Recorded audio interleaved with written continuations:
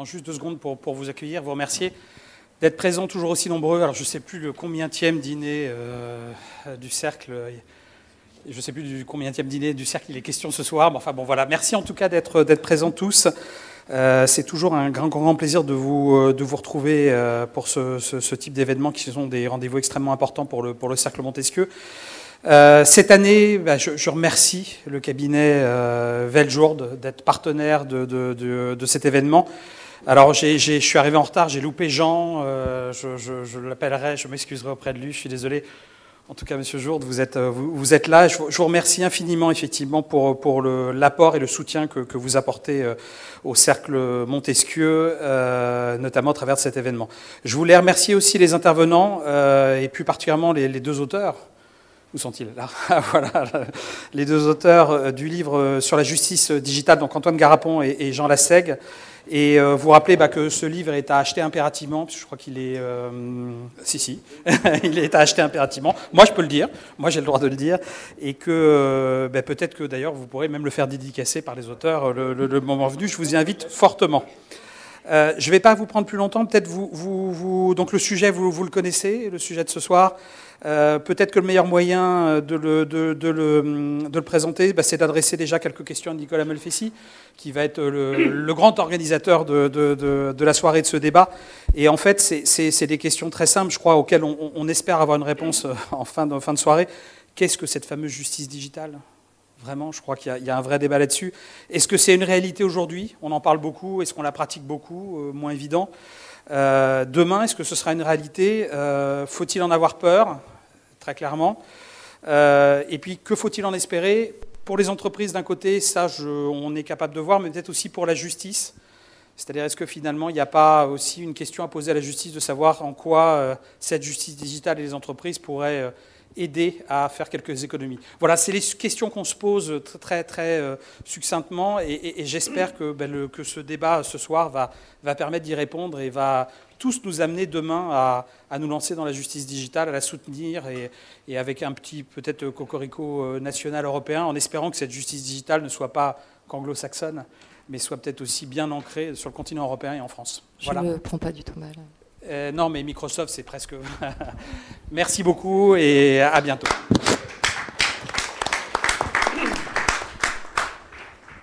Merci beaucoup, cher Nicolas, cher Président. Merci aussi de nous réunir dans ce lieu extrêmement agréable avec un temps et une météo qui nous sont très favorables et très clémentes. Merci également aux organisateurs et au cabinet Veljourde d'avoir permis la réunion ici de compétences diverses, puisque le débat va avoir lieu en présence non seulement des auteurs du livre sur la justice digitale, mais également d'une directrice juridique, d'un avocat et d'un magistrat. Et nous allons donc pouvoir, en présence des principales professions juridiques, discuter de la transformation de la justice qui s'opère sinon devant nous, ou en tout cas nous est annoncée comme très prochaine. C'est vrai que Jean Veil a dû partir et il vous prie de bien vouloir l'excuser. Malheureusement, il avait une obligation au ministère de la Santé qui est liée à sa mère et par conséquent, il ne pouvait pas y échapper. Il se trouve que je sais pour partie que dans son discours, il allait évoquer le point de savoir si déjà les cabinets d'affaires ressentent ou ne ressentent pas cette transformation digitale, et j'ai l'impression qu'il était plutôt enclin à nous dire que ce qu'il lisait était de l'ordre de la prophétie et de l'évolution à venir, mais pas du tout de la transformation actuelle de la pratique quotidienne d'un avocat d'affaires. Nous allons en rediscuter tout à l'heure avec Georges Jourde. Il fait que du droit commercial, vous avez raison. Mais avant d'entrer dans le vif du sujet, je voudrais qu'on donne la parole aux 2 auteurs, Antoine Garapon et Jean Lassègue. Antoine Garapon, magistrat et donc par conséquent juriste, mais également sociologue du droit, secrétaire général de l'Institut des hautes études sur la justice, et Jean Lassègue, qui est chercheur au CNRS et dont les travaux sur l'histoire de l'écriture ont joué évidemment une influence déterminante dans la manière qu'il a d'expliquer la révolution digitale je me propose de lui donner en premier lieu la parole, peut-être pour nous exposer en quoi il y a effectivement une révolution et une rupture fondamentale qui est en train de s'opérer sous nos yeux avec l'essor des mathématiques et ce que vous exposez dans cet ouvrage, avant de la donner à Antoine Garapon. Je fais une petite page de publicité qui fait suite à ce que dit Nicolas. Effectivement, l'ouvrage est absolument remarquable et il est en vente ici, avec une dédicace qui n'ajoute pas de prix au livre, mais lui donne beaucoup de valeur. Donc je vous donne tout de suite la parole. Merci beaucoup. Merci beaucoup.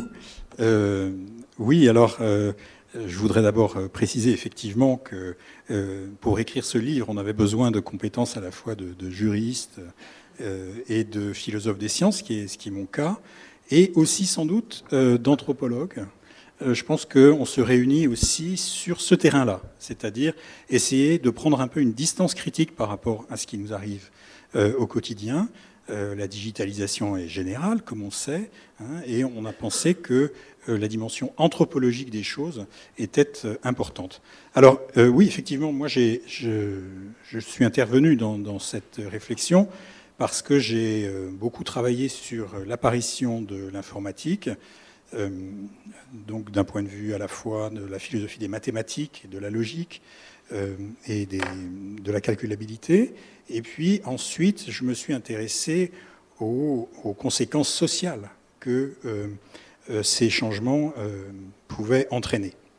Et c'est évidemment là que j'ai retrouvé les intérêts d'Antoine, évidemment, qui a directement à faire avec la matière juridique. Alors, je crois que pour essayer de comprendre ce qui nous arrive, cette espèce de changement protéiforme qui est très difficile de saisir, on a choisi un angle d'attaque qui est celui de l'écriture. Alors pourquoi cet angle d'attaque? C'est qu'on s'est dit que quand on en restait à un imaginaire genre 2001 l'Odyssée de l'espace, on se posait des mauvaises questions sur est-ce que les machines vont prendre le contrôle de nos vies ou ce genre de choses, et qu'on devait sortir de ce type de réflexion qui était en fait une réflexion extrêmement émotive, et qu'il fallait revenir vraiment, comme on dit dans le livre, à la salle des machines, c'est-à-dire qu'est-ce qui est effectivement en place dans le monde digital. Et de ce point de vue-là, il faut qu'on parte d'une chose très banale qui replace l'informatique dans une très très longue histoire, qui est celle de l'histoire de l'écriture. L'histoire de l'écriture en Occident, c'est 53 siècles. Alors, je ne vais pas résumer 53 siècles en 5 minutes, mais on voit en tout cas que dans cette histoire, il y a des changements déjà, des révolutions qui ont eu lieu, et en fait, en très petit nombre. Je dirais, à 4 ou 5 moments de l'histoire, il y a eu des changements considérables qui ont eu des conséquences sociales tout à fait extraordinaires. Et donc, notre idée, c'était que le digital aujourd'hui était une de ces révolutions, la dernière en date, que l'on pouvait replacer dans une très longue continuité que je peux décrire relativement facilement. Comme vous savez, l'écriture en Occident est née au Moyen-Orient, à Uruk exactement, en moins 3300. On a tous vu au Louvre des tablettes cunéiformes. Bien, première grande révolution qui tourne autour de la comptabilité et du droit, déjà, à l'époque. Il s'agissait de noter toutes sortes de stocks pour pouvoir prélever l'impôt. Ensuite, pendant très longtemps, ces tablettes ont circulé au Moyen-Orient, jusqu'à une invention majeure qui est l'invention de l'alphabet dans les langues sémitiques. Alors là, ce qui est extraordinaire avec l'alphabet, c'est qu'on a réduit le nombre des caractères à 22, formidable. Bon. Troisième révolution, l'alphabet grec, qui a des particularités tout à fait particulières qui nous intéressent, parce qu'en fait, c'est un alphabet qu'on a appelé mécaniquement géré. Et puis ensuite, comme vous le savez, les choses s'accélèrent un petit peu. On se trouve à la Renaissance. À la Renaissance, il y a deux choses qui se produisent. D'une part, le dictionnaire monolingue, grosse invention, on ne croirait pas comme ça. Mais ça veut dire que la langue devient un objet de connaissance pour elle-même. On peut constamment creuser son rapport à la connaissance de la langue. Et puis l'imprimerie, évidemment, la diffusion des textes. Et puis ensuite, après l'imprimerie, finalement, c'est ce qui nous arrive aujourd'hui qui nous importe, qui est le digital. Alors, la chose très intéressante dans cette histoire que je brosse à très grands traits, c'est le fait que l'écriture a d'abord été le fait d'une toute petite minorité, et qui était liée au pouvoir, hein, qui permettait de prélever l'impôt, et qu'au fur et à mesure du temps, l'alphabétisation s'est poursuivie, s'est généralisée, jusqu'à ce que, en Europe, à partir du XVIIe siècle, elle devienne un enjeu de société majeur, jusqu'à aujourd'hui, où on arrive à des taux d'alphabétisation extrêmement élevés. Ce qui est tout à fait remarquable aujourd'hui, c'est que, de façon extrêmement brutale, vous comme moi, nous sommes devenus des analphabètes. Nous sommes incapables de lire des codes. Donc il y a à la fois un mouvement d'alphabétisation générale qui s'est produit en Occident, et puis subitement une espèce de perte de contrôle qui fait que nous ne savons plus lire ou écrire du code, et que donc nous devons déléguer à une partie de la population qu'on appelait autrefois les scribes, qu'on appelle aujourd'hui les informaticiens, hein, nous devons déléguer à ces personnes-là, en fait, toutes sortes de... tous les moyens d'écriture, et donc, en fait, aussi toutes les relations sociales. À part les relations sociales en vis-à-vis, comme maintenant, il n'y a pas de relations sociales qui ne soient pas médiatisées par le support informatique. Donc il y a là un changement absolument considérable et qui change la vie véritablement de la société. Donc ce mouvement-là est très important.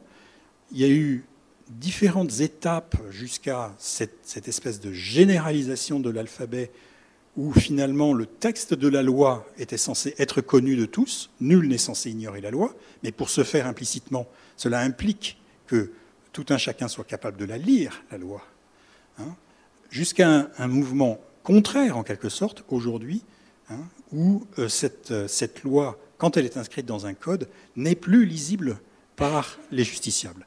Donc il y a là un changement majeur qu'on a appelé une véritable révolution graphique. Je continue ou je te passe la parole? Je ne sais pas comment vous êtes répartis les rôles, d'autant que dans le livre, on a du mal à savoir qui a écrit quoi. Ah, ça c'est plutôt une bonne nouvelle. Donc je ne sais pas à quel moment ce que vous dites doit s'arrêter pour laisser la place à Antoine. Je lui laisse la parole. Donc on a compris, et c'est évidemment le postulat et en même temps le point de départ de votre démonstration qui est fondamental, que s'opère une révolution fondamentale en termes de graphie, d'écriture. Voilà. Les mathématiques deviennent centraux. Alors ça, j'allais y venir. Oui, alors effectivement, c'est-à-dire que je n'ai pas parlé de mathématiques et de logique, mais ce qui s'est produit à partir des années 20 du siècle dernier, c'est effectivement ce qu'on a appelé une arithmétisation de la logique, c'est-à-dire le fait que tout ce qui relevait de propositions pouvait être représenté par des nombres. Bon. Et à partir de ça, on a réussi à classer toutes les propositions mathématiques, hein, et faire en sorte qu'elles puissent relever d'un certain type de fonctions qui s'appellent les fonctions calculables. Bref, on en reste, à partir de ce moment-là, à un simple calcul sur des nombres qui renvoient à des propositions. Donc ça, c'est un changement majeur, hein, qui a véritablement transformé les mathématiques de l'intérieur. À partir de ce moment-là, on comprend que le calcul ait pris l'importance qu'il a pris et qu'on se soit interrogé, ce que l'on ne faisait pas auparavant, sur le concept de calcul, et qu'on ait inventé cet outil extraordinaire qui est la machine des machines, une machine universelle capable de tout calculer et qui s'appelle l'ordinateur. Alors cet ordinateur, ça a d'abord été une machine de papier, disait son inventeur, hein, une machine purement abstraite, qui n'avait aucune réalité matérielle, un simple plan logique qui est essentiellement composé d'une tête de lecture-écriture, de cases sur un ruban qu'on décrit comme indéfini, hein, et qui permet de faire des calculs. C'est simplement ça. Il se trouve que ces calculs renvoient en fait à des propositions, hein, et que donc en travaillant sur le calcul, on travaille en fait sur du texte. D'où la question de savoir quelles vont être les conséquences de cette révolution sur nos pratiques et sur le droit lui-même. Alors, vous remarquerez, merci, je suis très content d'être invité par vous tous, parce que c'est pas la première fois, c'est même la première fois que je suis venu, je crois que c'était pour juger un Américain en France, il y a 2003, et donc effectivement, à chaque fois, c'est un plaisir de retrouver et de continuer ce dialogue ininterrompu. Alors moi, qu'est-ce qui change? J'attire votre attention sur le fait qu'effectivement, on annonce un changement qui est toujours annoncé à un temps assez particulier qu'on a identifié comme la prolepse, c'est-à-dire qu'on parle au présent de choses futures.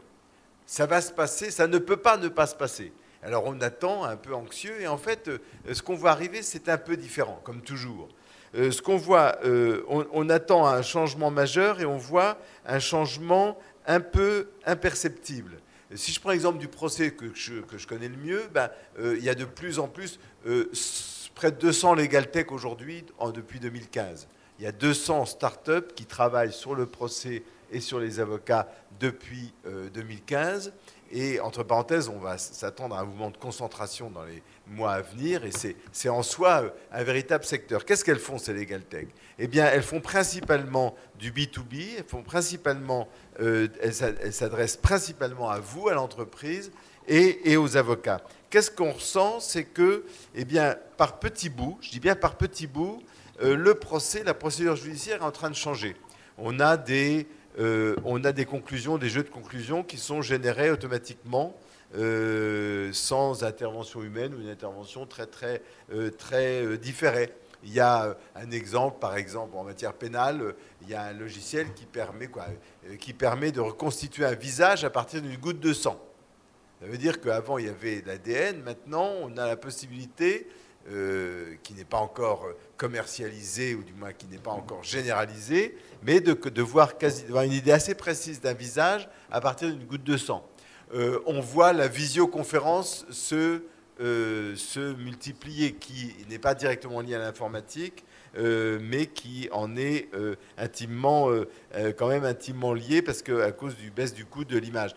La médiation est affectée. L'information juridique coûte plus grand-chose. L'information juridique, ce sur quoi un certain nombre de professions ont fait leur modèle, ont bâti leur modèle économique, aujourd'hui, elle est accessible, elle a pratiquement plus de prix.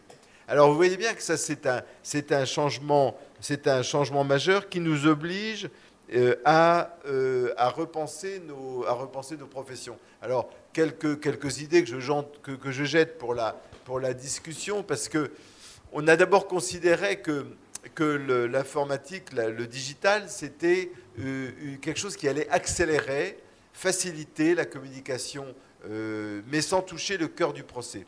Et en fait, ce n'est pas du tout, bien sûr, cela qui se passe. Le cœur du procès, le cœur des professions juridiques est changé. Il y a une très grande angoisse de transformation radicale. J'étais en Grande-Bretagne il y a un mois, et un des thèmes qui était discuté avec des juges, des avocats, de la Legal Tech, c'était le thème de l'obsolescence du juge. Judicial obsolescence. Alors, Programmé ? Oui, c'est ça. Alors, tout le monde se tortille un peu, mais la vertu de nos amis anglo-saxons, c'est qu'ils disent les choses. Donc, voilà, c'est un moment qui est un peu dur à passer, mais il faut regarder les choses en face. Bon. Et alors, c'est extraordinaire. Et dans le fond, il y a énormément de... Il y a de la vérité. Il y a cette idée derrière qui consiste à dire peut-être que la justice telle qu'on l'a connue, c'est-à-dire la réunion dans un lieu physique où on se rencontre, où on échange des propos à partir d'une base juridique que nous avons tous apprises, des écritures, on échange des écritures, peut-être que ce moment-là est terminé. C'est un peu accéléré à Paris avec le déménagement du palais de justice. On se dit, voilà, il y a un monde qui est en train de disparaître, un autre probablement va naître, mais on ne voit pas encore tout à fait ses contours. Et donc, il me semble qu'à travers cette idée d'obsolescence, il y a une représentation qui était exagérée, bien sûr, mais se dire, le droit, l'écriture, ça a été un moment très très long, qui dure depuis très très longtemps, mais qui est en train d'être concurrencé. Et ça sera mon dernier point. Ce qu'on a découvert avec Jean en travaillant ce livre, c'est que non seulement le digital, c'est pas seulement un facilitateur, non seulement ça réorganise toutes les professions judiciaires et juridiques, mais surtout la justice digitale, elle ouvre à une prétention du numérique à juger non seulement à la place des institutions, non seulement à la place des professions, mais de juger mieux que les hommes, mieux que ce que des hommes peuvent faire. Donc il y a derrière cette question du digital, il y a une prétention, il y a une ambition qui est d'organiser la coexistence humaine, non plus à partir de conventions, non plus à partir d'écrits, mais à partir de machines à calculer qui vont permettre d'opérer comme ça un certain nombre de réitérations, voire d'intelligence artificielle. Est-ce que je peux vous demander de prendre le risque de nous dire ce qui se passera dans 10 ou 15 ans de votre point de vue, puisque tout est passé en revue dans cet ouvrage, la loi, le jugement, les contrats. Donc, est-ce que vous avez une idée de ce que l'on sera dans 10 ans ou 15 ans ? Je ne vais pas me risquer à faire des prévisions. Je dirais simplement, comme toujours, quand on est perdu, il faut regarder de là où on vient. Qu'est-ce qui s'est passé aux États-Unis ? 2008, crise financière, et le numérique vient de manière procyclique avec cette crise. 25% de perte d'effectifs de la profession, c'est quand même assez considérable. Sur cette perte de la profession juridique, il y en a 10% qui ne reviendront jamais. Il y en a 5% d'avocats classiques et il y a 10% d'ingénieurs qui sont désormais incorporés dans les entreprises, dans les cabinets d'avocats, j'espère demain dans les juridictions. Ça veut dire que je ne sais pas de quoi sera fait l'avenir. Aujourd'hui, il y a 25% d'ingénieurs dans les cabinets d'avocats américains. Voilà, c'est ça, voilà. Et je pense que 15%, mais c'est une forte augmentation. Donc c'est pas une prédiction, mais je ne serais pas surpris que l'avenir ne soit pas du tout la disparition des professions juridiques, mais qu'elle procède d'une collaboration resserrée, nouvelle, qu'il faut inventer entre les juristes et les ingénieurs. Oui, si je peux rajouter un mot dans ce sens-là. Simplement que cette collaboration, c'est une vieille idée, hein, c'est l'idée des scribes. Hein, c'est-à-dire que maintenant, on a effectivement besoin d'articuler à la fois le droit et un support d'ingénierie. Donc ça me paraît être l'avenir. Maintenant, pour ce qui est du détail, évidemment, c'est plus difficile à savoir. Moi, pour ce qui me concerne, pour l'université, si je puis dire, j'ai noté page 100, vous écrivez « La disruption est triple, sociologique, idéologique et économique. De là, elle exige de forger de nouveaux instruments pour la saisir, lesquels pourraient inaugurer une nouvelle discipline, droit et mathématiques. » Et donc je me suis dit qu'il fallait enseigner droit et mathématiques à l'université. Je crois que c'est une nécessité. Question qui nous travaille tous, puisque nous constatons par exemple, discutant avec le responsable du site Doctrine, dont la progression est considérable, qui nous dit qu'il a embauché plus de 50 personnes en quelques mois, il n'embauche que des mathématiciens, et il demande aux juristes de venir le matin former ces mathématiciens au rudiment du droit pour qu'ils puissent un peu comprendre de quoi ils retournent dans leur journée, en fait.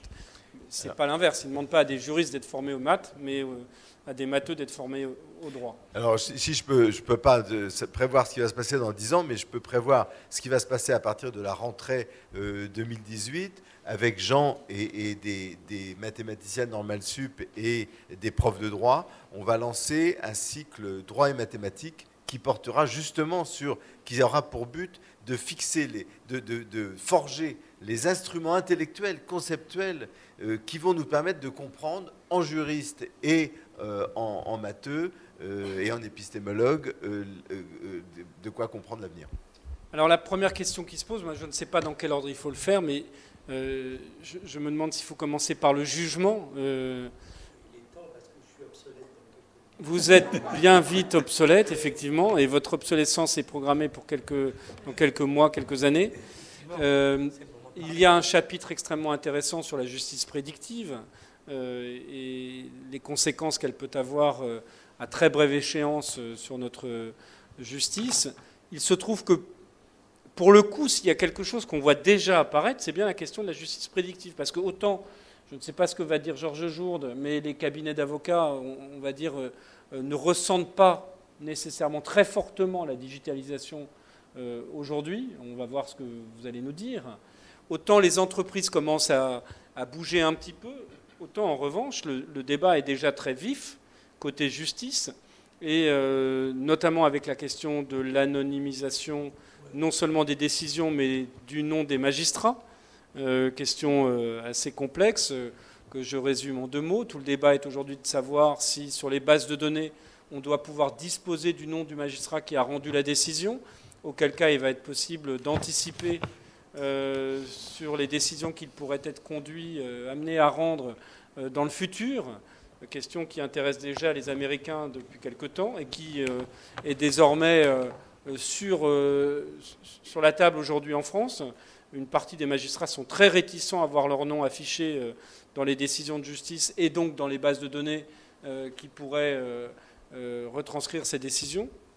Alors évidemment, ils sont toujours d'accord pour qu'elles soient dans la décision qui concerne les justiciables, mais ils ne sont pas d'accord qu'elles puissent être numérisées avec leur nom. Ça, c'est une des discussions assez importantes aujourd'hui à la chancellerie, en tout cas, et je crois au sein de la magistrature. Mais la vraie question est de savoir... est-ce que la justice prédictive a un avenir? Vous avez fait des tests dans certaines juridictions qui n'ont pas nécessairement été concluants.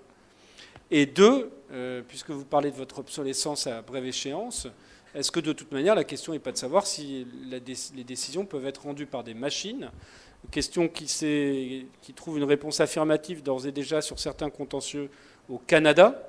En Ontario, les expériences ont été tentées et concluantes pour des contentieux de masse, de recouvrement de créances et autres, qui ne sont pas nécessairement des contentieux, j'allais dire, de haute couture, mais c'est une question qui se pose. Alors je ne sais pas si les réflexions menées en France permettent de tracer des pistes, mais Monsieur Catala, on serait très heureux de vous entendre sur ce sujet. Vous êtes très aimable, merci beaucoup de votre invitation. Je ne parlerai pas de l'ensemble de la magistrature, je me contenterai de parler de ma propre réflexion. Et encore une fois, mon créneau est très court puisque mon obsolescence est programmée. Et Antoine disait le déménagement du palais de justice annonce un changement. Non, ce palais de justice est un palais de justice du 19e siècle, un tout petit peu amélioré avec des questions de sécurité, mais il n'y a rien de neuf dans ce palais de justice. C'est un palais de justice, oui, certes, on a mis du bois, mais finalement, les choses n'ont pas changé. Or, qu'est-ce qui va faire changer la justice, qui est un peu vieillotte? C'est, à mon sens, ce sont les pratiques, ce sont les méthodes de la justice. Et à ce titre-là, la justice digitalisée va avoir une importance considérable. Alors, ça pourrait avoir une importance considérable. Alors, on parlait de la justice prédictive, qui est un terme un peu de publicité, parce que c'est plutôt essayer de prévoir un certain nombre d'éléments.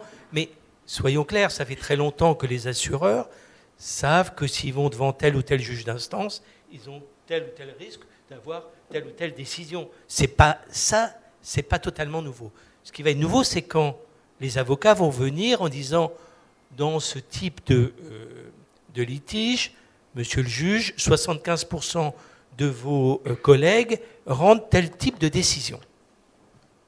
Et là, le juge, il va se trouver face à une situation. Est-ce que je fais comme mes collègues? Et comment vais-je faire pour faire différemment de mes collègues? Et là, évidemment, ça pose toute une série de questions, et des questions éthiques, effectivement, sur le métier du juge. Ça veut dire d'abord qu'avec la justice digitalisée, il va falloir avoir moins de dossiers pour les juges. Parce que le juge devra mettre plus de temps pour étudier les questions les plus importantes. Or, la justice digitalisée, c'est justement ce que vous venez de dire, c'est-à-dire que les contentieux de masse peuvent être évacués autrement. D'ailleurs, est-ce que vous avez franchement envie d'aller voir un juge pour régler un contentieux de masse? Vous préférez peut-être aller sur Internet à 11h du soir, régler votre question dans le cadre d'un simple logiciel de règlement des conflits. Donc la justice digitalisée elle va avoir une importance considérable, à mon avis, dans la place du juge. Et je vous prends un exemple. Vous parliez d'une cour d'appel qui avait un essai de justice prédictive, c'est justement la cour d'appel de Douai que j'ai présidé à un moment donné, ce qui n'a absolument rien donné. Et je voudrais juste préciser, par exemple, que Doctrine.fr, ce n'est pas un logiciel de justice prédictive. C'est un logiciel amélioré de recherche avec quelques améliorations. Mais bon. À la cour d'appel de Douai, on a fait, par exemple, une audience pénale, correctionnelle, uniquement digitalisée. Du début à la fin. Ça ne paraît pas remarquable, mais c'est exceptionnel dans la justice parce qu'on ne le fait jamais. Comme j'ai été à la Cour pénale internationale, on fait ça depuis très très longtemps, dans les autres juridictions. Et alors, qu'est-ce que ça a donné ?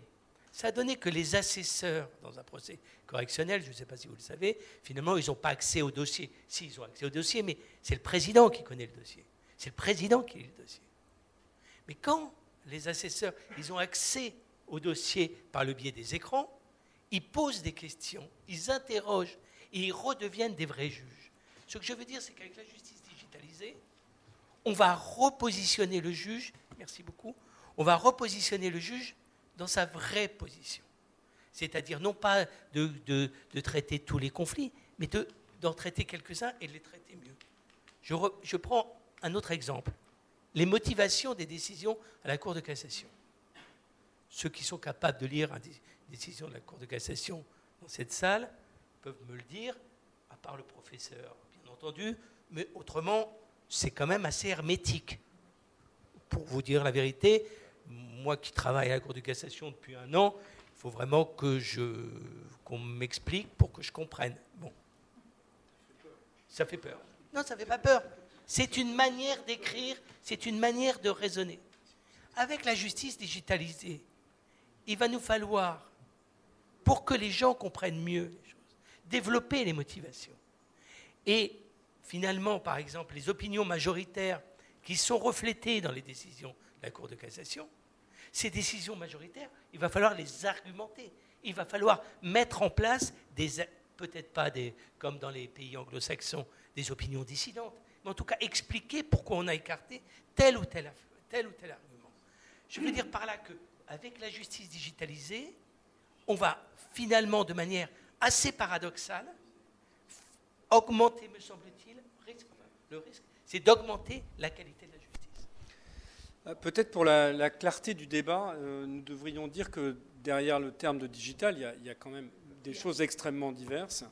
Il y a évidemment le rôle du numérique en tant que vecteur d'information, et c'est toute la question de savoir si le procès numérique va ou pas se développer. Là, je crois que la réponse est affirmative. Il y a très peu d'hypothèses dans lesquelles on ne pourrait pas développer un procès entièrement numérique. Le rapport de Guy Canivet pour l'Institut Montaigne de début 2018 ou fin 2017 est extrêmement éloquent à ce propos, et tous les instruments sont en place pour qu'il y ait un procès numérique qui puisse voir le jour, c'est-à-dire entièrement dématérialisé et sans présence humaine, le cas échéant. Ça, je pense que c'est une première donnée. Alors, vous êtes peut-être un peu réticent. Non, c'est dubitatif, pas réticent. Dubitatif. Je ne suis pas du tout réticent. C'est que je pense qu'on n'y est pas du tout, mais alors là, pas du tout, du tout. D'accord. Pourquoi ? Parce que, je veux dire, on en est à essayer de réfléchir à quel type de réseau il faut. On n'a pas de plateforme d'échange. Ah oui, d'accord. Non, je veux dire par là, on n'a pas actuellement, c'est même pas les moyens, mais la volonté de le mettre en place. J'exclus la question des moyens financiers, du budget, etc. Ça, c'est... Oui. Petite intervention, excusez-moi, je vais me permettre, Nicolas, justement revenir sur ce que disait M. Catala. Je crois que dans l'idée, au-delà même de la problématique financière ou des moyens financiers mis en œuvre, il faut aussi comprendre ce que, effectivement, la justice digitale par rapport à une justice dite prédictive aujourd'hui, et ce qu'on inclut dans ces paramètres-là, on n'en est pas aujourd'hui à une IA capable de raisonner, capable, encore une fois, de produire des raisonnements, que ce soit en matière juridique. On est vraiment sur une notion, sur des systèmes d'intelligence artificielle qui vont mettre énormément d'années à se développer et à évoluer. Et je voulais vraiment, au-delà même, encore une fois, et je crois que le ministère de la Justice, encore une fois, on voit bien avec cette réforme de la justice qui a été présentée en Conseil des ministres, accorde une place extrêmement importante, encore une fois, à ce qu'on appelle la transformation numérique en tant que telle.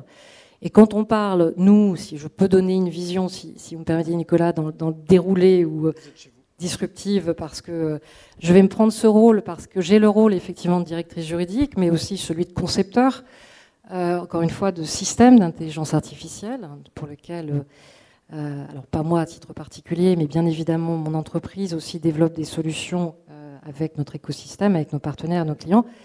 Il faut savoir que quand moi, j'appréhende en tant que directeur juridique, ou même dans mon service, ou de manière plus globale, ce qu'on appelle la justice digitale, ou ce qu'on appelle, encore une fois, la digitalisation des services juridiques, je suis ravie de voir qu'on a un développement de la visioconférence. Encore une fois, non mais, après, il faut être très pragmatique. Alors j'adorerais avoir effectivement des robots qui aujourd'hui puissent m'aider dans des tâches un petit peu plus de décision, mais ce n'est pas le cas. On a aussi, voilà, qu'est-ce qu'on a, on en est à de la saisine en ligne, on en est à de la saisie de rendez-vous en ligne. Ce qui est bien, ce qui est véritablement bien, parce que c'est encore une fois un pas vers capable de dégager du temps, capable d'être un outil qui permet une décision de se concentrer sur des missions à forte valeur ajoutée, plutôt que d'avoir effectivement être passé par des procédures ou par les procédures judiciaires. Donc, après, encore une fois, évidemment, le recours au Legal Tech, on en parle beaucoup. On en parle, c'est le projet de loi d'ailleurs, vous l'avez mentionné Antoine, on en est à plus de 200 en France, des startups. C'est vrai que leurs promesses sont alléchantes, hein, c'est réduire évidemment, essayer d'améliorer le travail du praticien du droit, pardon. Aux patriciens, pareil, puisqu'on est dans l'écriture, mais c'est vrai que voilà, c'est réduire l'aléa juridique. Force est de constater qu'on en est quand même aussi extrêmement loin de ce type de promesses-là. Donc voilà un petit peu sur le point que je voulais. Merci beaucoup, chère Corinne, pour cette intervention qui précise bien les choses. Donc il y a, si on peut un peu clarifier la technologie à l'œuvre et les évolutions qu'elle pourrait ou non induire, la première question, c'est la numérisation du procès, le procès numérique, et je vais tout de suite donner la parole à Georges Jourde pour voir ce qu'il peut en déduire. Il y a ensuite d'autres instruments dont on va parler, dont vous parlez, qui sont distincts, la blockchain par exemple, les smart contracts, le rôle des algorithmes dans les prédictions, et puis enfin le rôle des algorithmes dans la décision. Et je crois que ces 5 points sont totalement différents. Ils rentrent tous dans une réflexion sur la justice digitale, mais si on veut mettre les choses au clair, la première question, c'est d'abord le procès dématérialisé, numérique, avec des écritures entièrement numériques, une absence de rencontre physique. Est-ce que ça a vocation à exister? Je pense que oui. Alors effectivement, la question est de savoir à plus ou moins brève échéance, mais quel effet ça a. Et puis ensuite, il y a d'autres technologies qui se développent concomitamment, plus ou moins rapidement, et effectivement, smart contract, blockchain, algorithme et prédiction, et algorithme et décision, et ce sont d'autres éléments de la réflexion. Alors, Georges Jourde, peut-être vous pouvez dire un mot des développements du réseau RPVA, de la question de savoir si les écritures vont s'en trouver modifiées, et le point de savoir si le procès numérique, la digitalisation de la procédure elle-même, elle va induire un certain nombre d'évolutions de ce qu'est le droit, de ce qu'est la justice et de ce qu'est le raisonnement juridique. Et votre métier. Je viens ici un peu pour remplacer Jean Veil au débeauté. La première chose, c'est que je voudrais revenir sur ce que vous avez dit. Je crois qu'il y a quand même une mystification en parlant d'intelligence artificielle. De ce que je sais de l'intelligence artificielle pour les systèmes experts que j'ai connus il y a une dizaine d'années, la justice prédictive n'a rien à voir avec de l'intelligence artificielle. On compile des données et on fait des corrélations entre les données, ce qui pose des problèmes non seulement de pertinence dans la corrélation, parce qu'on sait très bien qu'on peut corréler effectivement, comme vous le dites dans votre livre, l'adultère et le montant de la prestation compensatoire, mais on peut aussi corréler la couleur des yeux du mari, a-t-il les yeux bruns, et le montant de la prestation compensatoire. Et on trouvera un coefficient statistique de corrélation. Donc, je crois qu'il faut bien insister là-dessus. Aujourd'hui, la machine ne peut pas raisonner. La machine entasse des données et fait des corrélations statistiques entre les données, les faits, le droit et le résultat, avec tous les problèmes. En réalité, aujourd'hui, la justice prédictive, pour moi, c'est des bases de données. Point. C'est pas autre chose. Et le peu d'informatique que j'ai fait, l'informatique juridique, je l'ai fait, comme j'ai rappelé à Nicolas, avec quelqu'un qui portait votre nom et qui s'appelait Pierre Catala. J'ai commencé l'informatique juridique avec Pierre Catala et notre travail a été autre que de corréler des données. On analysait les arrêts, et il nous faisait analyser les arrêts, ses assistants, pour effectivement en trouver la règle de droit. Et effectivement, c'était autre chose. Donc je crois qu'il ne faut pas confondre les notions. Et quand on parle d'intelligence artificielle, du moins dans notre métier, ça n'en est pas.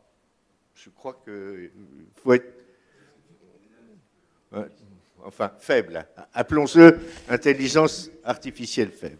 Bon alors, deuxième question, est-ce que la dématérialisation du procès est quelque chose qui va changer votre profession ? Vous connaissez, Nicolas, ma théorie sur ce problème. Ce n'est pas la dématérialisation de la profession qui va la changer. Ce qui a changé, et c'est une théorie qui m'est chère, c'est le traitement de texte. Pourquoi le traitement de texte a changé la profession? C'est parce que quand je l'ai commencé, on écrivait des conclusions à la main, elles étaient courtes, elles étaient courtes parce que c'était fatigant d'écrire, et on faisait des conclusions de 4 pages. Et on avait l'audience. Aujourd'hui, avec le traitement de texte, on écrit comme on parle, on a des conclusions de 100 pages, et il n'y a plus l'audience, parce que les magistrats vous disent tout est dans le dossier. Donc, ce qui a changé notre métier, c'est ça. Ce n'est pas le fait de numériser les conclusions. La meilleure preuve, c'est qu'en réalité, vous numérisez vos conclusions, mais les magistrats vous demandent une copie papier pour eux-mêmes. Oui, ils vous demandent systématiquement Donc, vous avez écrit que le RPVA changeait et formatait les conclusions. Je ne pense pas. Et je pense que le traitement de texte les a déformatés. C'est-à-dire que vous avez une logorrhée d'explications, de faits non pertinents. Et c'est ça qui va rendre l'intelligence artificielle, entre guillemets, difficile. C'est qu'avec des conclusions de 150 ou 200 pages, comme on en voit maintenant, les faits pertinents ne sont pas dégageables, si je vous employais ce terme, dans la solution.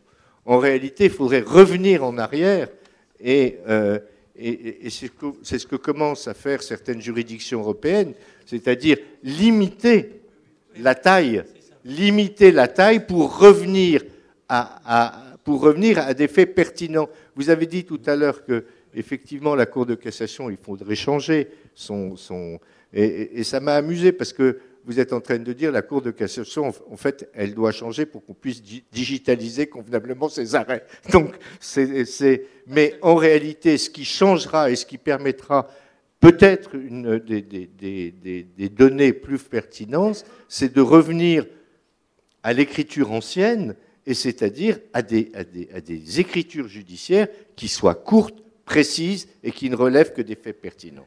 Là, si je peux me permettre de réagir, d'abord, là je vous suis complètement. C'est sûr que le traitement de texte n'a pas amélioré la qualité des jugements non plus. C'est des copier-coller. Faisons amende honorable aussi de ce côté-là.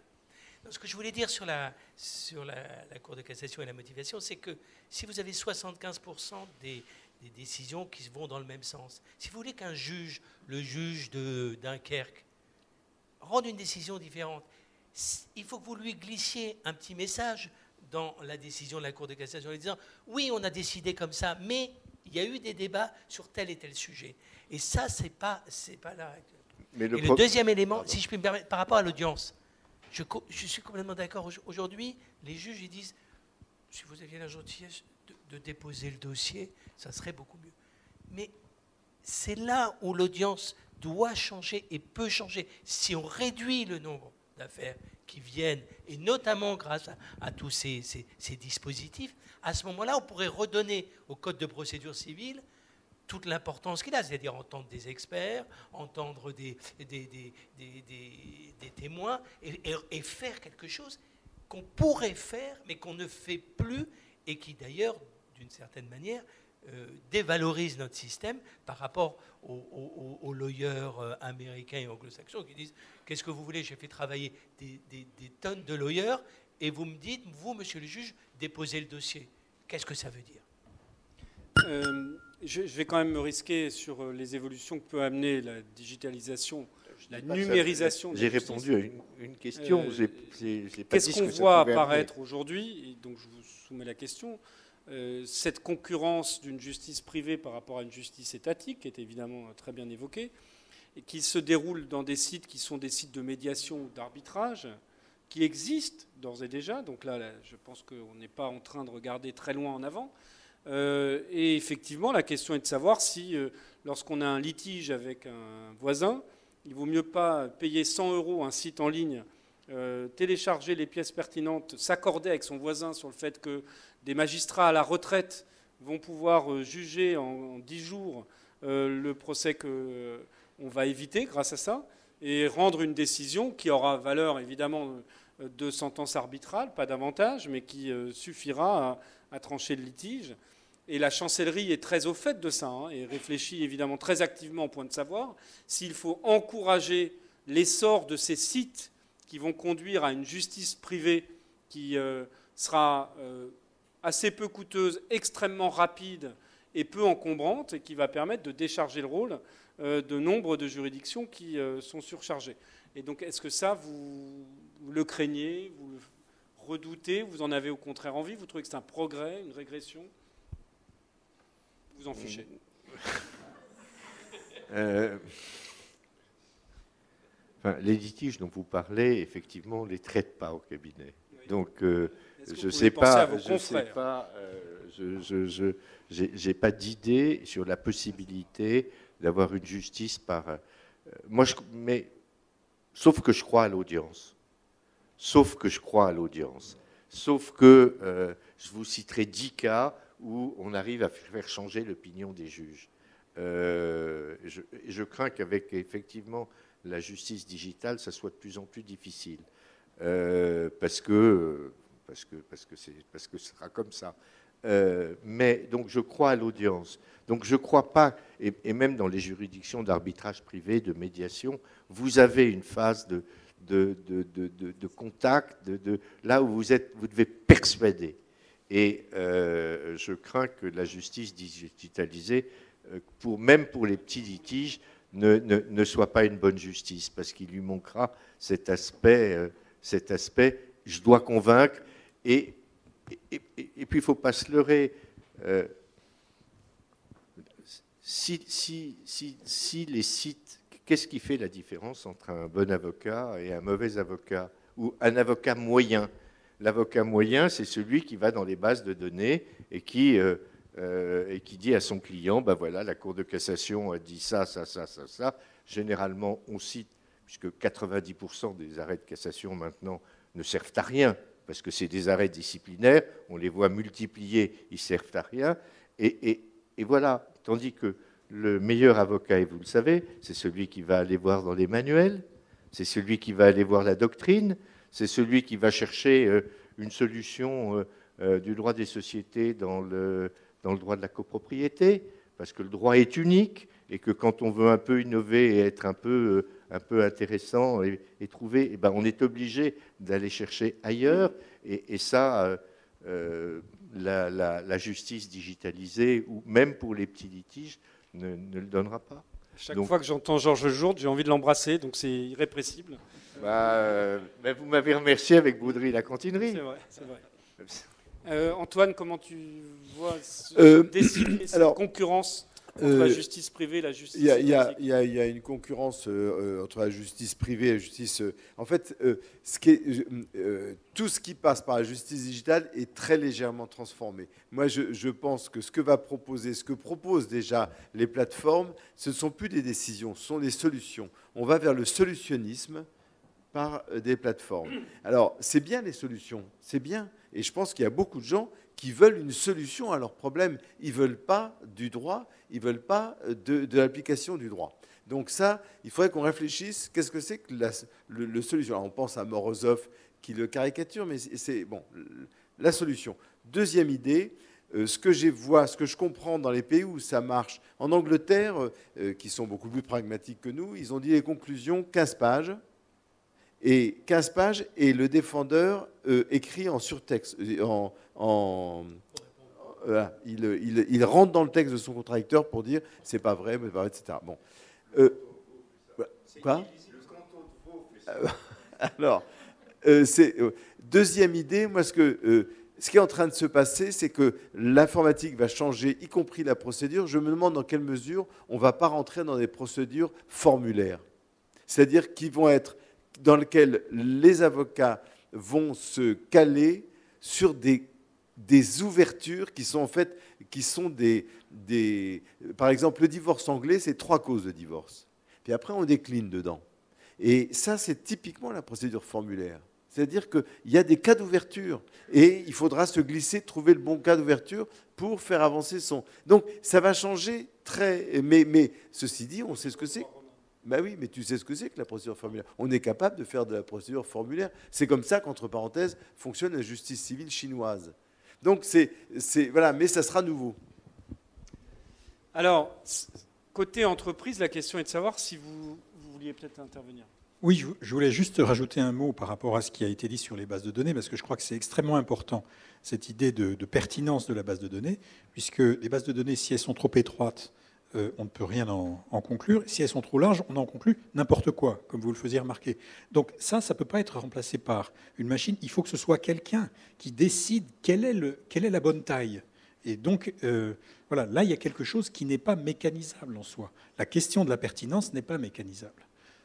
Voilà, c'est ça que je voulais dire. Donc on a noté pour l'instant, et c'est déjà beaucoup, qu'une bonne partie de la profession quand même allait disparaître. Alors 15% aux États-Unis, pour les avocats je parle, hein. 15% aux États-Unis, 20-25% disent ceux qui font des prédictions à court terme, hein, parce qu'un certain nombre de contentieux vont disparaître et ne vont pas exiger une formation d'avocat. Probablement, Georges Jourde restera, je tiens à le dire, parce que les contentieux sur mesure et la haute couture va subsister. En tout cas, c'est les prévisions qui sont faites. Hein, je crois.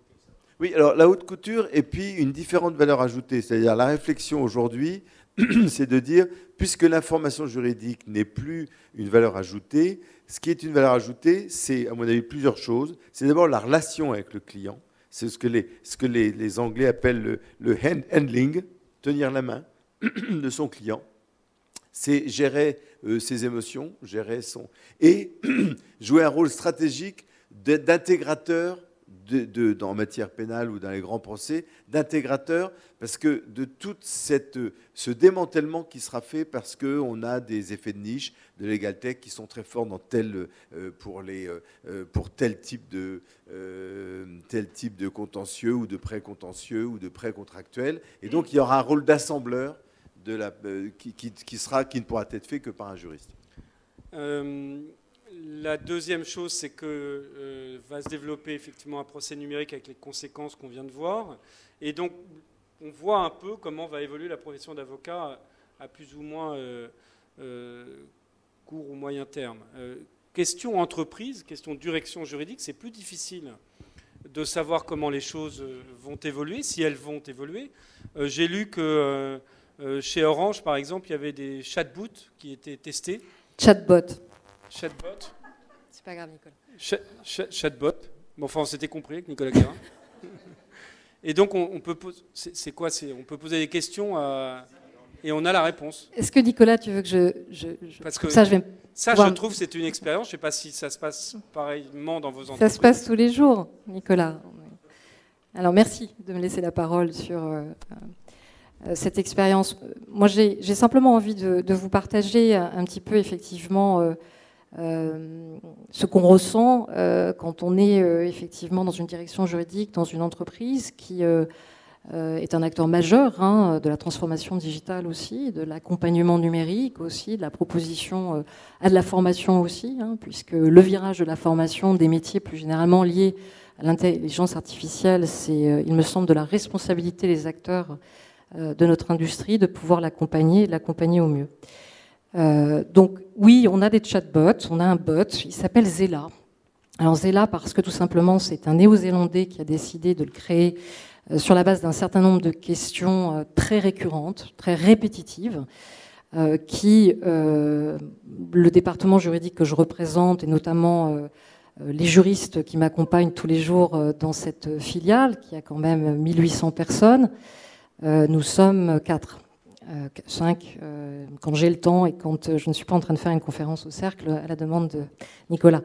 Mais ce qui manifestement nous permet, nous aussi, de dégager du temps, et je reviendrai aussi un petit peu sur ce qui a beaucoup été dit, sur la valeur ajoutée finalement d'un juriste ou d'une direction juridique, c'est le conseil, c'est la connaissance de l'entreprise, c'est cette relation humaine qu'aucun bot, d'ailleurs, ou qu'aucun autre, si on se projette d'ici à 15 ans, ne pourra accomplir. Donc c'est la vision aujourd'hui. Alors il y a des avantages qui sont extrêmement tangibles. Je parlais de la visioconférence, mais je peux aussi parler effectivement notamment de la capacité à mettre des slides en moins de 4 secondes. J'en parlais récemment en anglais, ce qui fait gagner un temps fou. Ce sont ces tâches aussi répétitives dans lesquelles on a vraiment besoin aussi pour dégager de la valeur ajoutée, pour justement revenir à ces sources du choix qu'on a fait personnellement il y a plus de 20 ans à conseiller, soit en cabinet ou plus particulièrement en entreprise. Et ce sont des outils, encore une fois, d'aide à la gestion aujourd'hui, tels que nous pouvons les utiliser aussi au sein de ma direction juridique. Ce sont des outils qui doivent effectivement permettre d'améliorer ce quotidien et nous concentrer, de nous développer, peut-être, comme Maître Jourde l'a rappelé, revenir un petit peu à ce qui faisait aussi la qualité des conseils, la qualité du droit, se concentrer non pas sur lire effectivement 150 pages de notes ou éventuellement de théorie, ou de recherche jurisprudentielle, mais avoir une vision de la qualité de conseil. Alors il y a des limites, il y a des risques, je crois qu'au-delà de ça, on l'a bien vu, en matière de justice, encore une fois prédictive, et ça a été démontré notamment aux États-Unis, aussi un petit peu moins au Canada. Ils ont été effectivement plus en mode réussite qu'aux États-Unis, il faut le dire.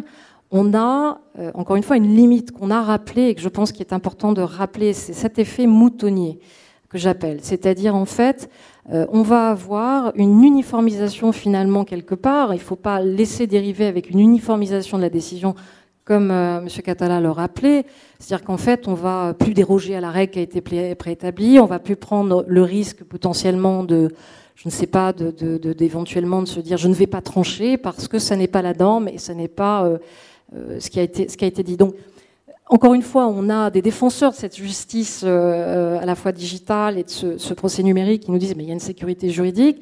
La sécurité juridique, elle peut aussi aboutir finalement à ce qu'on revient à un conservatisme et qu'on empêche les vraies évolutions du droit, les évolutions jurisprudentielles qui nous permettent, nous, de créer. Et c'est assez intéressant cette espèce de paradoxe qui est de se dire on va finalement s'attribuer une attitude très conservatoire en l'espèce.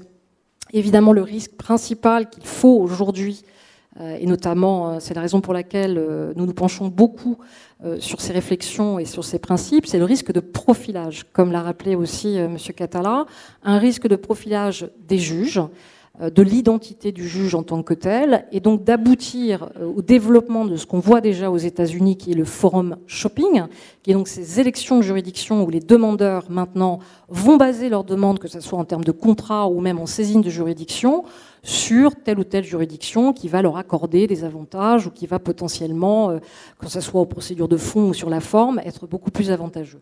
On a surtout un risque très fort de discrimination. Je crois que là, on l'a vu dans le cas, et c'est ProPublica, qui est un organisme en fait aux États-Unis à but non lucratif, qui a démontré, notamment dans un système d'intelligence artificielle utilisé par les cours aux États-Unis, sur justement la probabilité de récidive de criminels ou potentiellement de suspects était totalement biaisée, elle était totalement erronée. Pourquoi ? Tout simplement parce qu'on a bien vu que ça démontrait qu'en fait, un individu ou un suspect de couleur noire avait 2 fois plus de chances d'être, faussement d'ailleurs, une probabilité fausse d'être récidif qu'un individu ou un suspect de type caucasien. Donc ça, ce sont effectivement des dérives et des écueils qu'il nous faut absolument appréhender. Je rappelle aussi que parfois, et contrairement au fait où moi je travaille dans une structure, cette idée de common law aussi, de précédent, n'est peut-être pas nécessairement adaptée à nos systèmes. Il ne faut absolument pas, et pour moi, loin d'être obsolète, le juge est important, loin d'être obsolète, les avocats le sont aussi. Nous avons une doctrine, nous avons aussi un droit commun qu'il faut absolument garder pour avoir une intelligence artificielle, encore une fois, de confiance en France. À ça, rapidement, et je terminerai, c'est quoi les solutions qu'on peut éventuellement aborder ? Tout système pseudo d'intelligence artificielle ou prédictif est porteur de discrimination, soit par le biais de l'algorithme lui-même, soit par les données, par les biais qui sont déjà dans les données. Ce qui est le cas d'ailleurs, on peut le voir dans cette histoire avec avec cet organisme qui a démontré que c'est court, parce que tout simplement, on était arrivé à se dire que ce sont des discriminations raciales qui sont en œuvre aujourd'hui aux États-Unis. Donc, il est essentiel, encore une fois, et nous, on réfléchit dans un comité d'éthique, justement, en tant que concepteur maintenant de ces solutions, en tant que réflexion sur cette digitalisation et sur cette transformation, à véritablement apporter dès la conception et aussi à être responsable, notamment sur l'impartialité, sur l'équité, ou un certain nombre de principes sur lesquels on ne peut pas et on ne doit pas déroger, justement, pour que cette intelligence artificielle, elle soit au service de l'homme et surtout pas l'inverse. Et je dirais que la deuxième réponse à donner, c'est essentiel de maintenir l'homme au cœur de la décision. Et ça, encore une fois, je le redis, l'intelligence artificielle, c'est au service de l'homme, ça n'est pas l'inverse. Et donc, Monsieur Catala, je suis ravie de vous dire que vous n'allez pas être en obsolescence ni obsolète pour bientôt. Jean Lassègue.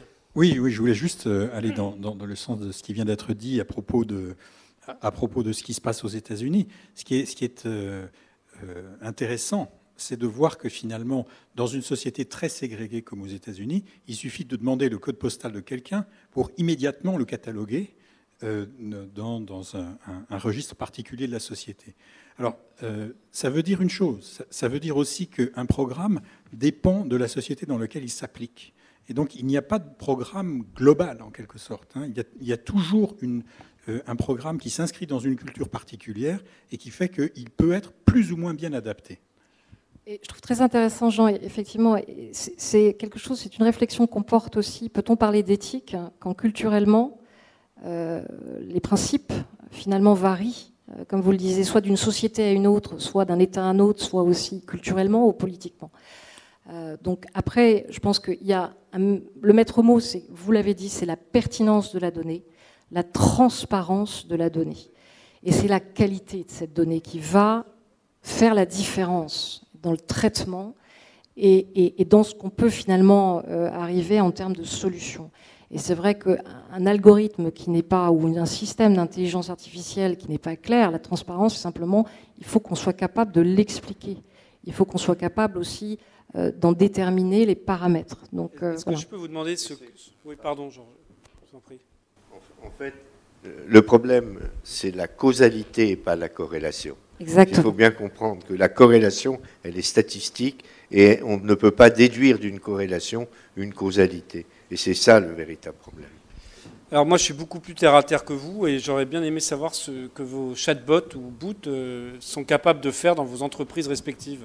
Parce que j'en suis vraiment curieux, c'est-à-dire je ne sais pas ce qui existe aujourd'hui réellement comme type d'outil de ce genre. Je passe la parole après Nicolas où tu veux répondre. J'adore ça. En fait, on a eu affaire face à un certain nombre de régulations nouvelles récemment qui nécessitaient beaucoup d'informations vers les clients. Et beaucoup de questions étaient ultra récurrentes, sont toujours les mêmes. Les juristes perdent énormément de temps dans la détection des questions, dans l'identification de la problématique. Il y a énormément d'échanges entre opérationnels et juristes sur ce qu'est la réglementation, ce qu'elle veut dire, etc. Le chatbot, c'est simple, hein, on va dire à nos clients, au lieu de poser la question à un juriste, vous allez sur ce chatbot, et par exemple on a un chatbot sur la protection des données, et vous allez poser toutes les questions que vous voulez, même les plus débiles. De toute façon, vous êtes face à un robot, on ne garde pas de traces de vos questions, et le robot apprend derrière, répond aux questions, et permet au client de qualifier la question. Et au bout d'un moment, le bot a ses limites, il arrive à son terme, et à ce moment-là, il y a une mise en relation avec un juriste, mais le client en face, il a une question qui est beaucoup plus intelligente qu'au démarrage. Et le juriste va se contenter de répondre à la question, il ne va pas revenir sur les sanctions, il ne va pas revenir sur toute cette réglementation, il va juste répondre à la question qui est posée.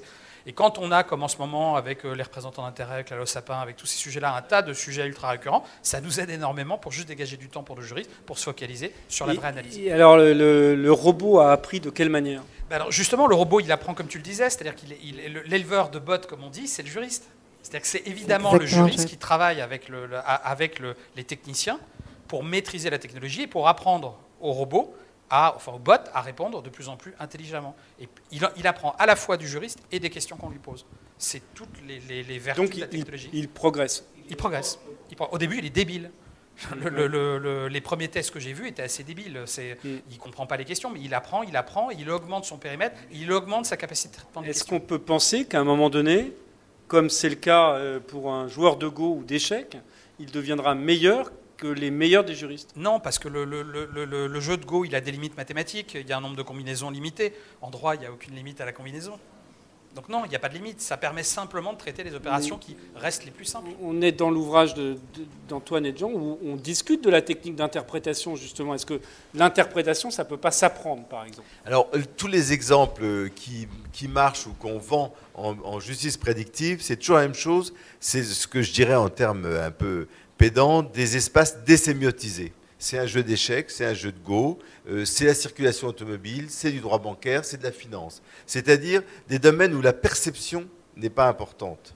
En fait, dans la majorité du contentieux, la perception par un homme, c'est-à-dire du contexte, de la culture, de la dimension d'extranéité, etc. Tout ce qui rend ça, les robots ne peuvent pas du tout. Donc, c'est pour ça d'ailleurs, il y a des choses qu'on raconte dans le livre, mais c'est-à-dire que d'une manière générale, je crois que ça peut très bien marcher pour des choses très répétitives, très formatées. Effectivement, ça peut faire gagner du temps, mais le rôle du juriste, c'est quand même d'interpréter et encore une fois, et de gérer les passions humaines. Mais du coup, ça pose, en tout cas ça c'est une vraie question pour les universitaires et quand même à mon sens pour tous les juristes que nous sommes, et de savoir quelles sont les transformations du droit qui vont résulter. Vous évoquez à un moment donné ce qu'on pourrait considérer comme étant une déconceptualisation du droit ou une déscientifisation du droit, le fait que la science juridique elle-même va probablement s'appauvrir face à... Oui, une factualisation du droit, oui, tout à fait. C'est-à-dire que le droit mis en équation ou le droit mis en information devient quelque chose qui n'est plus tellement juridique. Ce que fait Bensoussan à Paris quand il dit « moi j'ai fait une courbe normative d'indemnisation de licenciement ». J'ai fait une courbe normative, elle est très très sérieusement établie, c'est-à-dire qu'elle commence à monter plus de présence dans l'entreprise, plus l'indemnisation plus importante, et puis elle stagne, et de manière très contre-intuitive, elle baisse en fin de contrat de travail. Pourquoi, on ne sait pas. Et donc après, toutes les décisions qui sont rendues en France et Navarre, il est capable de les mettre et d'enrichir sa machine. Donc à la fin, ça ressemble à nos tables. Pardon ? Ça ressemble aux tables qu'on avait Oui, il y a tout à 30 fait. ans ou 40 ans, C'est ça. ITT temps, C'est ça, le point, et etc. aujourd'hui on a tout ça, rupture des relations commerciales, temps. C'est rien d'autre que des tables. C'est rien d'autre que des tables. Mais il y a quand même des startups, malheureusement, qui n'est pas française, qui est belge, qui est partie en avance, c'est ça sa force, et elle a rentré toutes les décisions en propriété intellectuelle depuis 2003. Tout pays du monde, toute matière, tout secteur, etc. Alors là, ça, c'est très performant. Alors, elle fait pas de courbe, mais je veux dire, il y a des modèles qui peuvent être, dans certains cas, extrêmement sophistiqués, sur des bases de données extrêmement grandes et qui donnent des résultats tout à fait intéressants. Oui, je voulais rajouter juste une chose à propos de cet exemple de droit du travail, d'un point de vue philosophique. C'est-à-dire que quand il y a une statistique comme ça, on voit où sont les faits. Mais on a l'impression que finalement, on veut seulement s'appuyer sur ces faits-là en oubliant la loi. Mais à partir de ce moment-là, on oublie la différence entre le droit et le fait, justement. Et or, de ça, on continue à en avoir besoin. Donc on peut pas vraiment s'en passer, même si effectivement, statistiquement, on a des moyennes qui sont... on a beaucoup plus d'informations sur les convergences dans les faits. Est-ce qu'on peut donner la parole à la salle? Je ne sais pas quel est l'horaire de fin, mais ça ne vous dérange pas qu'on puisse avoir quelques questions de la salle?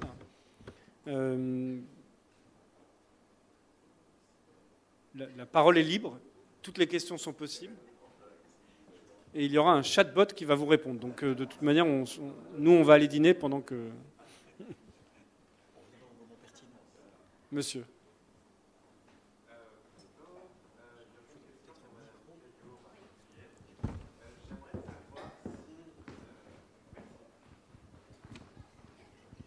Si en tant qu'entreprise qui fabrique donc de l'intelligence artificielle, vous semblez prôner une sorte de clarté, de transparence dans l'algorithme, par exemple.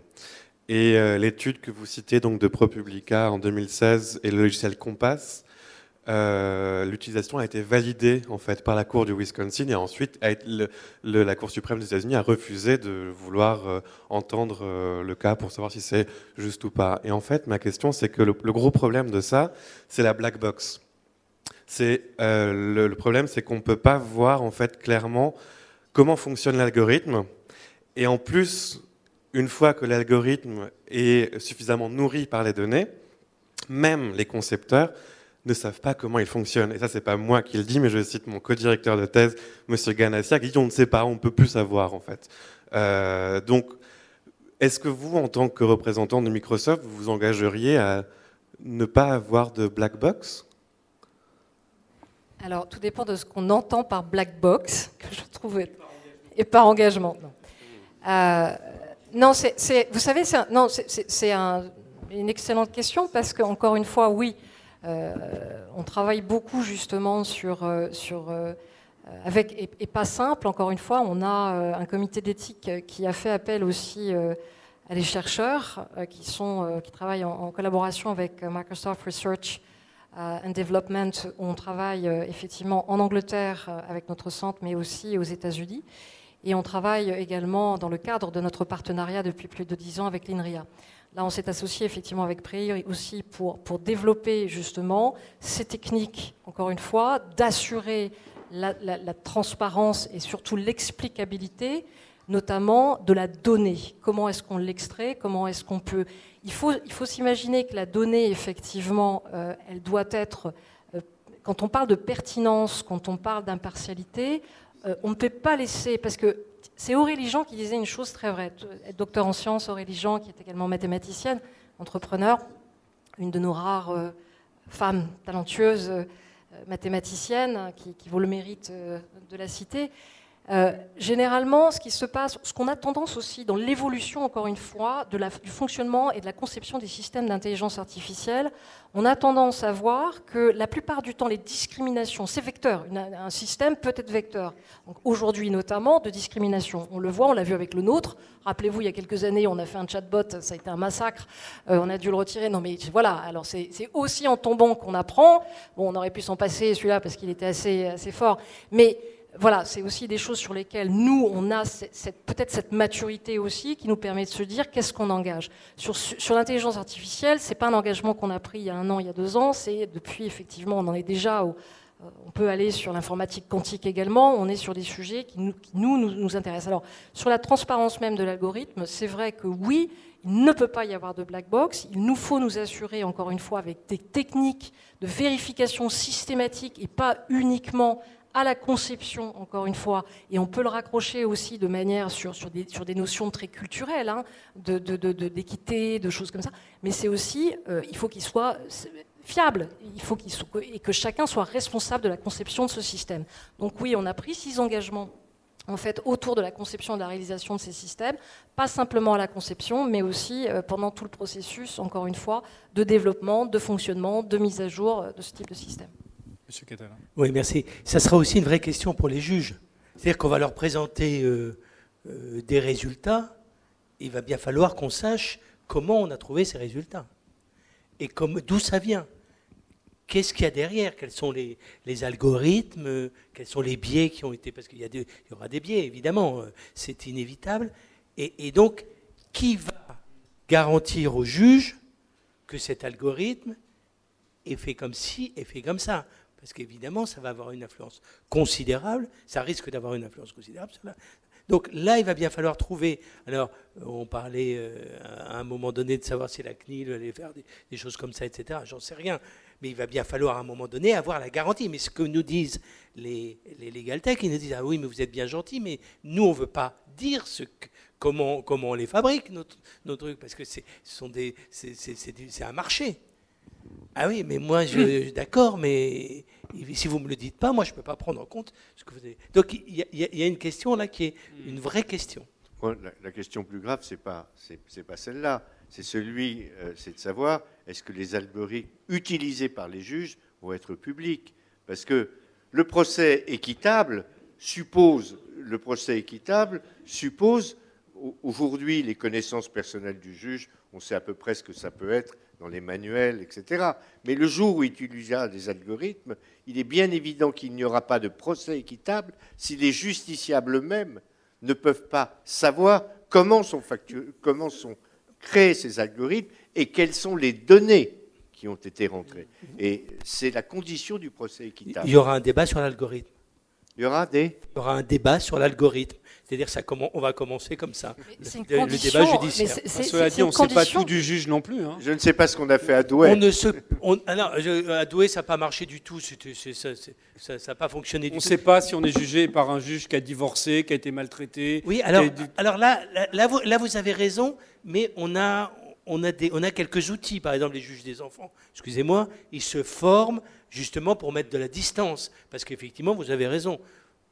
Vous préférez les grands-mères, Donc, et effectivement, non mais, excusez-moi, je vous parle de mon expérience, voilà. Donc voilà, mais on se forme pour mettre à distance. Olivier Fréget avait une question et j'en profite pour le remercier parce qu'il est un peu à l'origine de toute cette discussion. Une question ou peut-être une réaction. Je n'ai pas entendu la dimension économique du problème. Il me semble que dans la partie de justice digitale, il n'y a aucune évolution technologique qui ne rencontre un besoin. Et donc il y a un besoin, si ça marche, et qu'il y aura un besoin. Et ce besoin, vous l'avez identifié, M. Garapon, qui est qu'il y a un besoin de solution. Il y a une démocratisation du procès. Pendant 70 ans, le droit à avoir un juge n'était pas respecté par la simple question que c'était réglé par d'autres systèmes de pouvoir, l'État, l'Église, le cas échéant et autres. Aujourd'hui, tout le monde veut son procès et tout le monde veut sa solution, y compris avec mon mur, avec effectivement mon voisin, alors qu'avant, au besoin, on se serait tapé dessus, on ne serait pas parlé pendant 15 ans. Si je peux me permettre d'intervenir, je ne crois pas qu'il y ait des besoins qui existent en soi. Enfin, les besoins sont socialement construits. Oui, socialement construits. Personnellement, on n'avait pas besoin d'iPhone avant qu'il y ait des iPhones. Oui, mais ce besoin-là de gérer de la rivalité, avant, était géré par d'autres systèmes, notamment l'État, l'Église, tout ce qu'on veut. Il n'est plus, il y a un besoin. La technologie, comme avec Uber, arrive et permet de la solution. Est-ce que ça modifie le métier que nous faisons en tant que directeur, en tant que avocat ou directeur, qui n'est pas de la solution immédiatement, qui est de gérer une rivalité, de pousser une norme et de la changer. Et là, vous l'avez dit, il n'y a aucun système d'intelligence artificielle qui, aujourd'hui, ne peut, et avant qu'on soit à ce qu'on appelle l'émergence, il va se passer un certain nombre d'années, qui ne soit capable de reformater une question. Donc, il y a un besoin. Donc, oui, les legal tech marchent parce qu'elles répondent à un besoin. Et ce besoin étant très profondément insatisfait, il n'y a aucune raison pour que ça ne produise pas de la solution qui ne seront plus du droit, mais simplement des solutions. Oui, mais le besoin qu'on voit, c'est un besoin du juge, aujourd'hui. Non, pas forcément. Si, c'est un besoin du juge. On judicarise. Nous ne pouvons pas être d'accord avec cette légitimation de la machine. Et je ne sais pas si la machine répondra à ce besoin de judicarisation de la société. Oui, non, c'est une excellente question. Parce qu'on pourrait dire aussi, il n'y a pas d'invention, ça c'est un grand philosophe des sciences français, Gilbert Simondon, qui dit ça aussi, il n'y a pas d'innovation scientifique qui ne réponde à un désir d'une société à un moment donné. Et je crois que, alors risque d'exprimer une opinion dissidente, en fait je crois que l'informatique permet à la fois d'avoir l'information et d'éviter le face-à-face avec un juge et notamment avec une autorité que nos concitoyens supportent de moins en moins. Et donc on sait que, par exemple, malheureusement, je le dis, malheureusement, les parents préfèrent, obéissent plus facilement, se résignent plus facilement à une pension alimentaire qui a été décidée par un algorithme que par un juge. Parce que si c'est un juge, ah mais c'est parce que c'est une femme, elle déteste les hommes, c'est parce qu'un homme, il déteste les femmes, c'est parce que ceci, c'est parce que cela. Alors, et je crois que nous sommes dans une société de l'évitement, et que les plateformes et l'ordinateur accentuent cet évitement et peut-être cette solitude. Une dernière question, madame.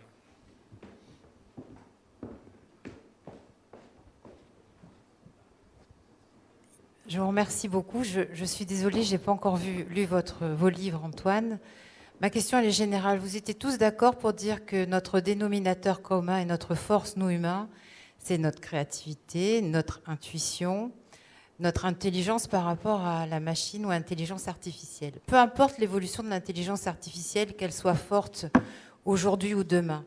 Vous aviez l'air certain que c'était notre valeur ajoutée et qu'on allait préserver cette valeur ajoutée. Est-ce que l'intelligence artificielle va se faire au bénéfice de cette valeur ajoutée ou au détriment de l'humain? Qu'en pensez-vous? Alors, si je peux répondre, mais je ne suis pas le seul.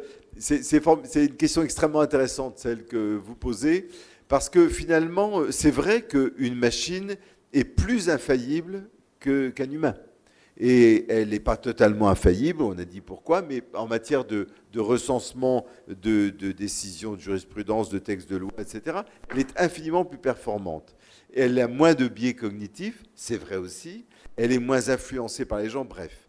Et donc, la situation tout à fait paradoxale dans laquelle on se trouve, c'est que si on fait le choix de l'humain, que je fais, et qui me semble extrêmement important, il faut pouvoir justifier qu'on fait le choix d'une certaine faillibilité contre une sorte d'infaillibilité de la machine.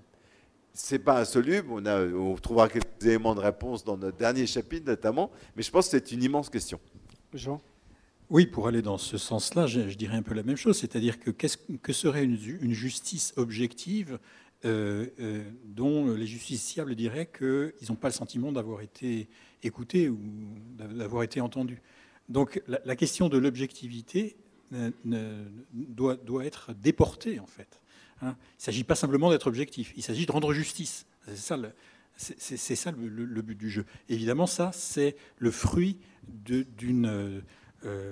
d'un débat collectif, hein, et sans ce débat collectif, l'idée d'avoir été jugé manquera.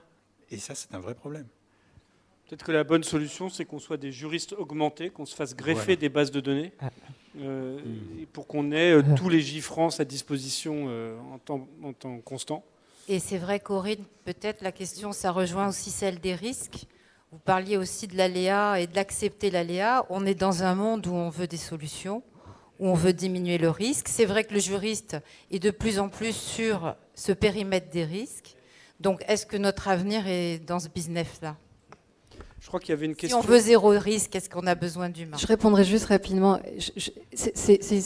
Encore une fois, c'est une super question, mais je rebondirai un petit peu sur ce que Jean disait. Quand on parle aussi d'un principe aussi sur un système d'intelligence artificielle, quand on parle d'inclusion aussi. Inclusion, c'est pas le problème de biais ou de discrimination, on est tous concernés. On se doit d'être tous responsables, on se doit de tous se mobiliser justement pour créer, pour développer et ne pas se laisser dépasser. Et on ne se laissera pas dépasser. Et ça, c'est important, je pense aussi, de bien se mobiliser autour de ce principe important, encore une fois. Monsieur et ensuite madame et après nous non, juste toute petite question. Est-ce que vous êtes vraiment sûr de cela, hein, que l'humain va toujours être au-dessus de la machine? Regardez l'exemple du sport. Regardez le foot, hein, on en parle beaucoup en ce moment. Regardez le tennis. Justement, l'homme avait, ou l'arbitre avait justement le dernier mot, mais plus maintenant. Juste un mot sur ce point-là. Si vous voulez, ce qui risque de se passer, c'est que l'homme ne disparaîtra pas pour les plus fortunés. C'est qu'il y a un mouvement paradoxal, c'est que jusqu'à présent, la technique protégeait les riches, pour faire court, qui avaient les moyens de se protéger des vicissitudes de la nature par des machines. Et aujourd'hui, on assiste à une inversion, c'est-à-dire qu'il y aura une pauvreté qui sera enfermée dans qu'on voit déjà en droit bancaire. Si vous voulez obtenir un prêt en dessous d'une certaine somme en Angleterre, vous ne discutez qu'avec des chatbots. Vous ne verrez jamais un conseiller financier. Vous n'êtes pas intéressant, vous n'avez pas la somme suffisante. Donc je crois que le problème qui se pose, ce n'est pas humain, non humain, mais c'est pour qui. Madame.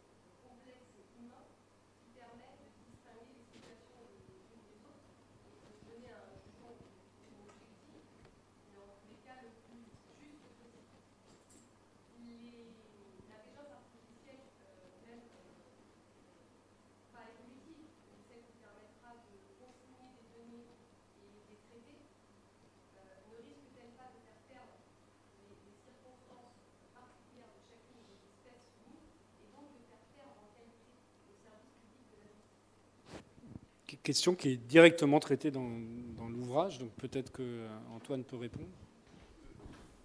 Oui, non, si vous voulez, la justice souffre quand même d'un problème de prévisibilité des décisions.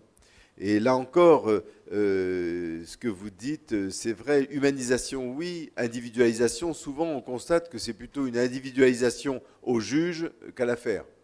Et donc ça, c'est quand même un vrai problème. Et la perspective de pouvoir, grâce à la justice digitalisée, de pouvoir rendre une justice plus rapide, plus efficace, moins chère et plus prévisible, c'est plutôt quand même une bonne nouvelle. Bon, ben, c'est une note parfaitement optimiste. Finissons dessus, parce qu'il n'y en aura pas tant que ça. Je voudrais remercier Maëlys Baïvet qui a organisé toute cette conférence.